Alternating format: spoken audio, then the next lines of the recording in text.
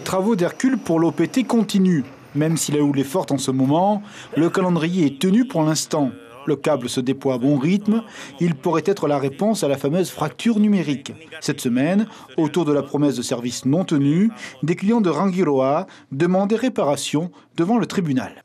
On paye plus cher, on payait 10 000 francs par mois pour du 2 mégas, alors qu'à Tahiti, c'est 6 000 francs, vous avez du 4 mégas et c'est bien du 4 mégas. Et nous, on n'avait même pas du 600 kilos et encore, parfois ça marchait même pas. Nous, aujourd'hui, ça nous coûte environ 600 millions de francs CFP de capacité satellitaire.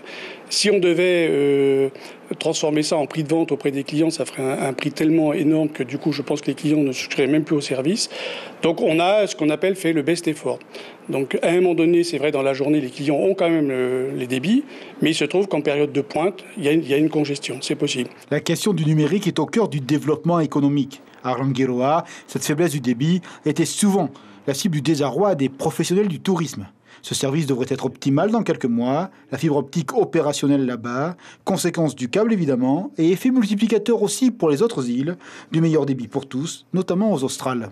À Rangiroa, on va déployer la fibre optique sur l'ensemble, Tiputa à Vatoru, et nous commercialisons les offres fibre optique auprès des clients, à la fois résidentiels et à la fois professionnels. Même tarif qu'à Tahiti ? Même tarif qu'à Tahiti, exactement. Donc ça sera le jour et la nuit ? Complètement. Même pour les autres îles, on va forcément récupérer des capacités satellitaires. Donc on pense en affecter une partie, effectivement, sur les îles qui en ont le plus besoin, en particulier Tubuai-Hirohutu. Tout devrait être effectif à Noël ou au plus tard promis au premier trimestre 2019.